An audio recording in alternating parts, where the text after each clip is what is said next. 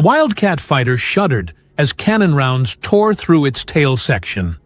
Lieutenant Commander Jimmy Thatch watched his wingman's aircraft disintegrate under zero fire, the Japanese fighter pulling up effortlessly for another pass.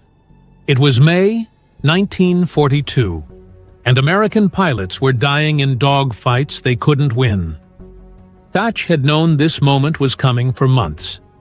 Ever since that September 1941 intelligence report had landed on his desk, he'd understood that American fighters were obsolete before the war even started.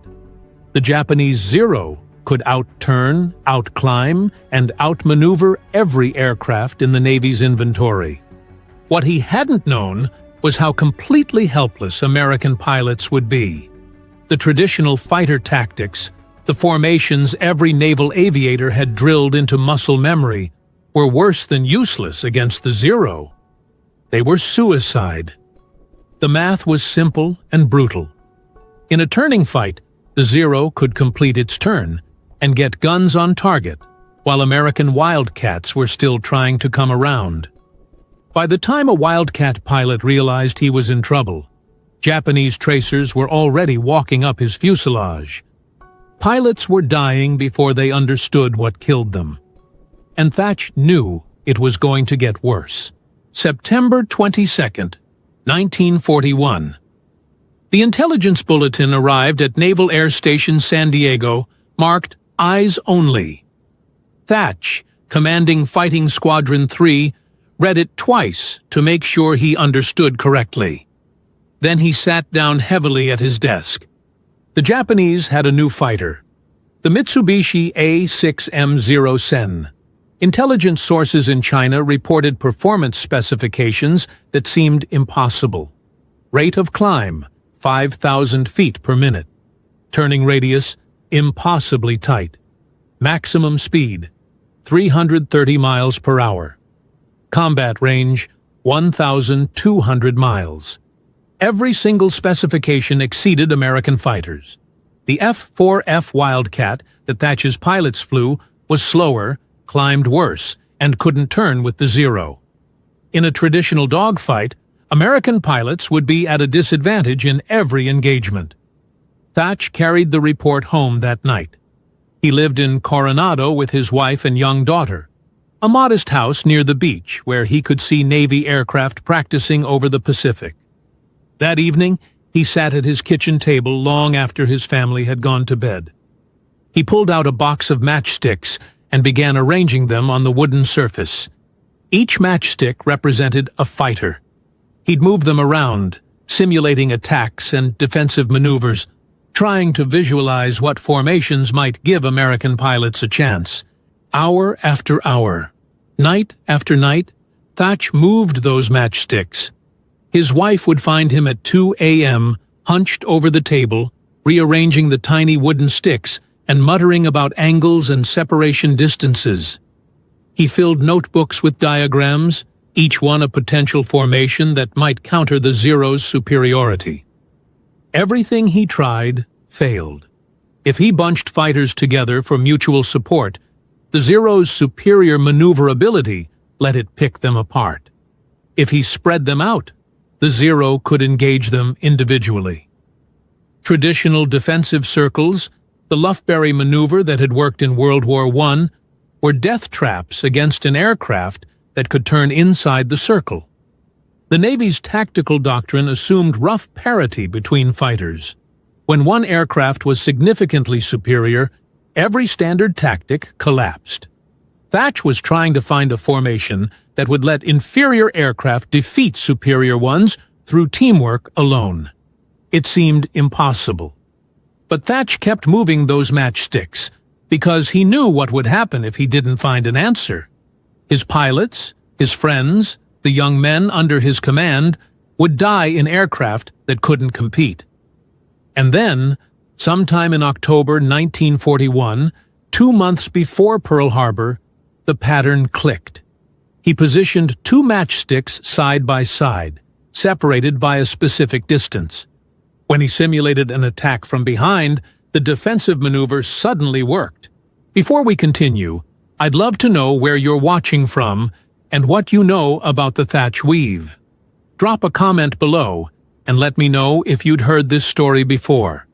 And if you appreciate this level of historical detail, I hope you'll subscribe to the channel. These stories take serious research to get the details right, and knowing you're out there makes it all worthwhile.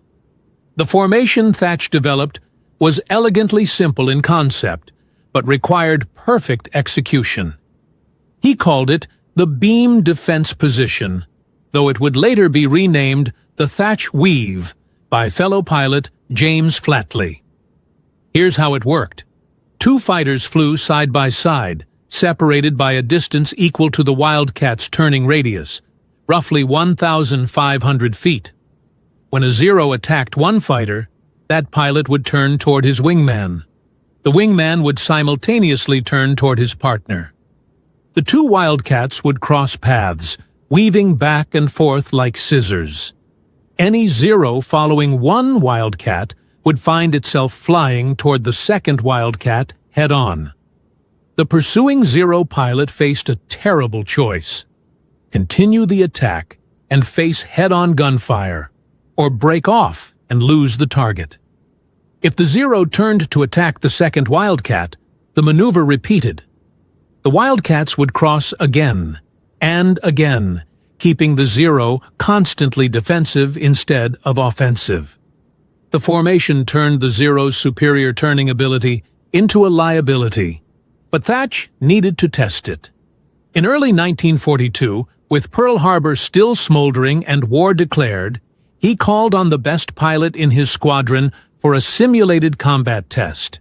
Ensign Edward "Butch" O'Hare, who would later become America's first ace of the war and earn the Medal of Honor. Thatch took 3 other Wildcats up to play defense, positioning them according to his new formation. O'Hare led 4 Wildcats as attackers, told to press their attacks as aggressively as possible. O'Hare was a gifted pilot with exceptional gunnery skills. If anyone could break the formation, it would be him. They climbed to 15,000 feet over San Diego and began the exercise. O'Hare led his section in for the first attack, setting up on the tail of one of Thatch's fighters. The targeted pilot turned toward his wingman. The formation crossed. O'Hare found himself staring at another Wildcat pointed directly at him.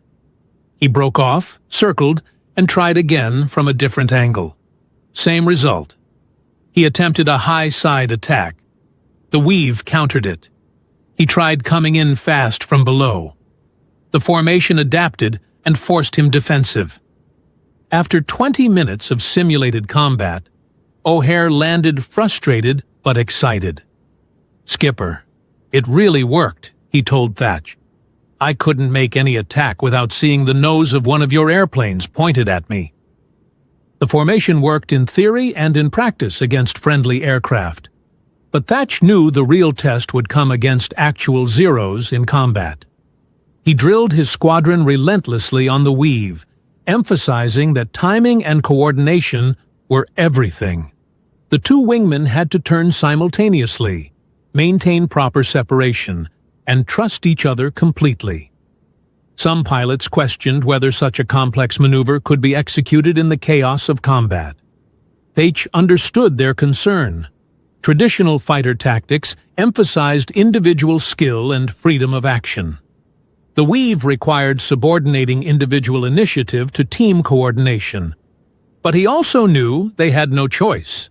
American industry couldn't produce a fighter superior to the Zero overnight.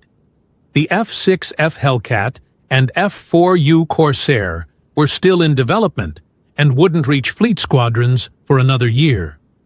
Until then, American pilots would face the Zero in inferior aircraft. The weave was their only chance. In April 1942, most of Thatch's experienced pilots were transferred to other squadrons being formed for the expanding war. He had to rebuild VF-3 almost from scratch, with new pilots fresh from training. He taught them the weave immediately, drilling the formation until they could execute it by instinct. June 4, 1942. The Battle of Midway. Thatch led 6 Wildcats as escort for Torpedo Squadron 3, 12 Douglas Devastator torpedo bombers attacking the Japanese carrier fleet. The slow, obsolete torpedo bombers needed fighter protection desperately.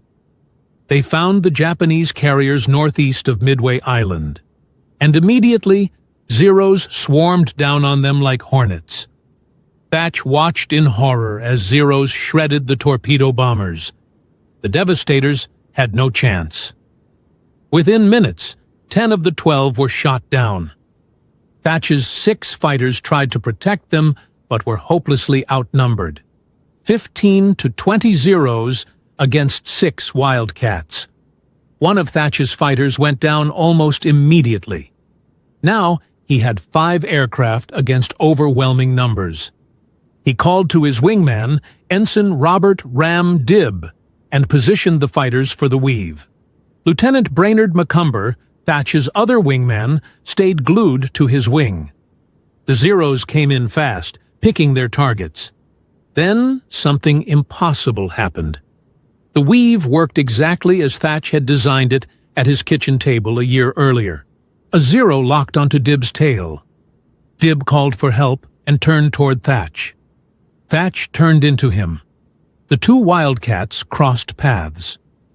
Thatch dove under Dibb's fighter and fired a sustained burst into the Zero's belly as it flashed past.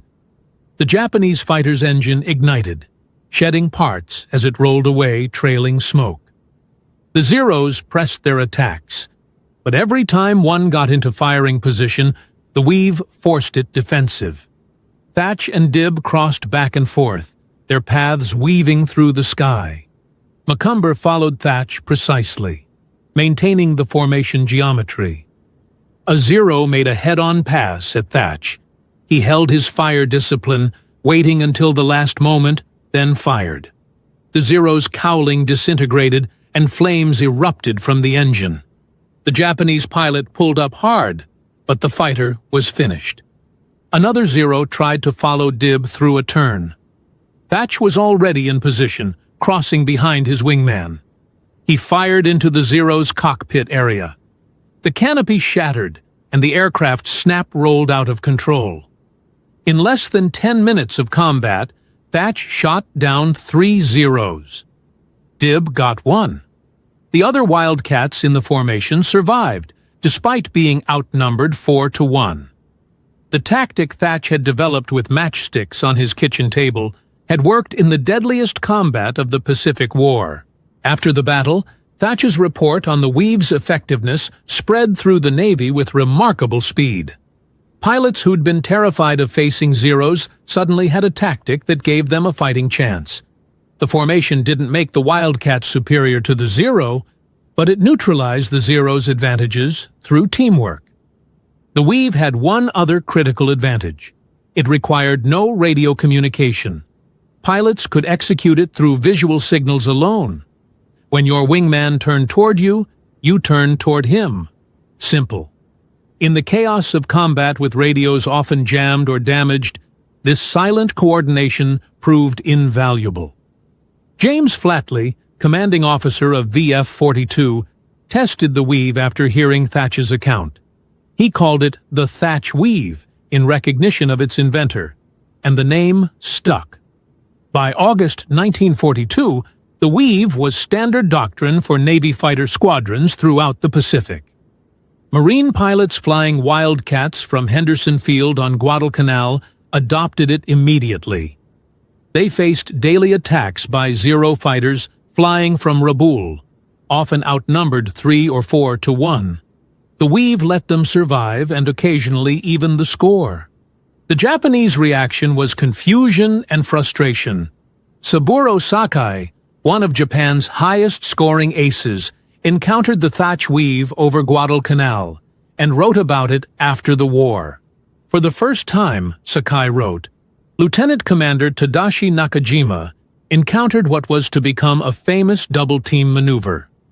2 Wildcats jumped on the commander's plane. He had no trouble getting on the tail of an enemy fighter, but never had a chance to fire before the Grumman's teammate roared at him from the side. Nakajima, an experienced and skilled pilot, was forced to break off his attack and dive for safety. Nakajima was raging when he got back to Rabaul, Sakai recalled. He had been forced to dive and run for safety.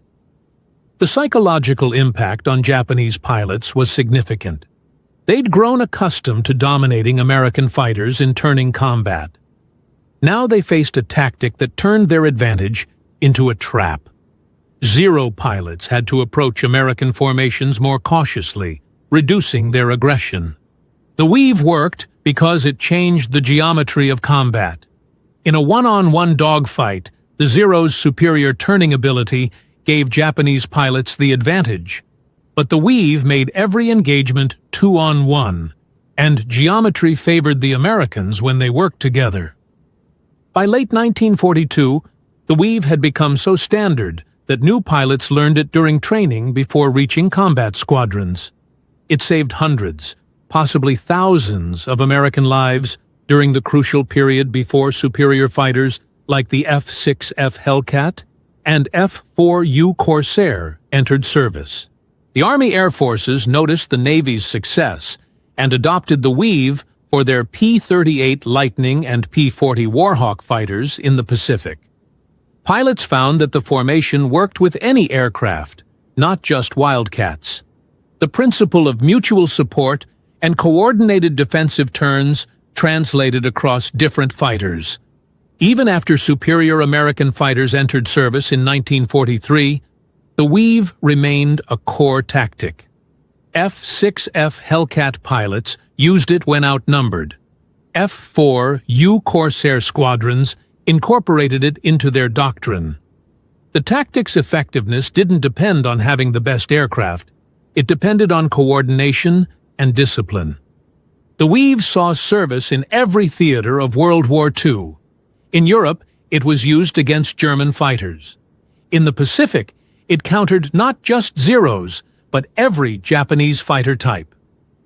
P-51 Mustang pilots escorting bombers over Germany used modified versions of the weave for mutual protection. After the war, the Thatch weave became foundational doctrine for fighter aviation worldwide. Air forces studied it as an example of how tactical innovation could overcome equipment disadvantages. John Thatch himself rose to the rank of admiral and continued developing tactics throughout his career. The weave was still being taught and used during the Vietnam War, more than 20 years after Thatch first arranged those matchsticks on his kitchen table. F-4 Phantom pilots used it against North Vietnamese MiG fighters. The basic principle remained sound. Two fighters working together were more than twice as effective as two fighters working alone. Thatch retired from the Navy in 1967 as a full admiral. He'd served for 40 years, pioneering not just the weave, but numerous other tactical innovations. In 1958, he appeared on the cover of Time magazine for his contributions to anti-submarine warfare during the Cold War. An annual award for the Navy's top anti-submarine squadron still bears his name.